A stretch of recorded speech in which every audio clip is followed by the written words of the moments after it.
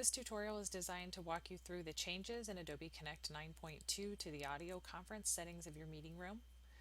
Upon logging into your Adobe Connect meeting room, you will be immediately presented with this option to start your audio conference. You can push start and it will go ahead and start the meeting just like it normally did when you clicked on the audio button and start meeting audio, except this is the default for it to go ahead and begin. You can also click on the view or change settings button. What this will do is take you to a preferences area of Adobe Connect. If you remember from previously using Adobe Connect, this preferences area was accessed from the meeting tab at the top of the screen and then the preferences box. You're still able to access it like this as well, but what's a really nice feature that we like is that it automatically pops up by clicking that view or change settings button. So let's take a look at what it is from that preferences area that you need to do to set up your audio profile. The changes have come with the addition of an audio conference button as well as a microphone button. So right now you're seeing the audio conference button, and notice now that you have all of these different settings that you can now make the default setting for the audio conference, which means your room will remember these and it will be persistent from meeting to meeting, which is a change from the past where you had to set this up every time. So now you can decide whether or not you want to allow the use of microphone for the participants to talk using their microphone or use the computer to listen to the audio of the meeting, whether or not you want to allow them to use the phone to call in to hear audio or to speak through. You also have the ability to decide their dial in, dial out options. So you'll remember that when you start the audio conference, participants can either dial in to the meeting or you can provide that dial out option. In the past, both of those have been provided. You can decide if you want to go ahead and provide those details to the participants to dial in or to keep that dial out option available.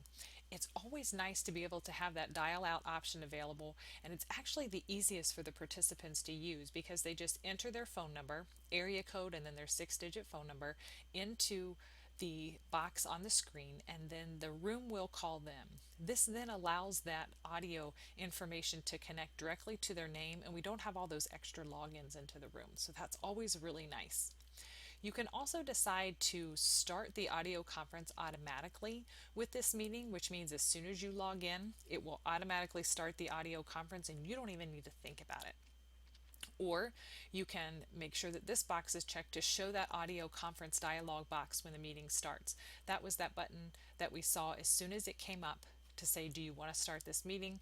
And you click start and it goes. So you decide, play around with the settings, decide what it is that's going to work best for you, and then click done.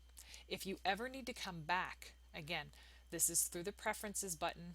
You can make these settings here for audio conference and then check out those ones for the microphone as well. So as soon as you click done, you're going to come back to this screen and then you're going to say start to your audio conference.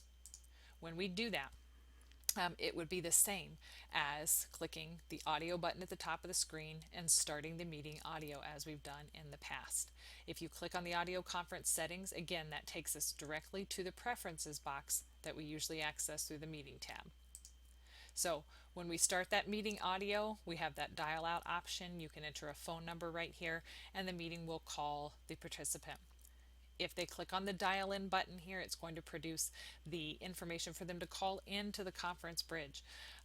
And then if they want to use their microphone, if you have enabled that use, meaning that the microphone coming through their computer to allow them to call into the meeting and be able to hear that.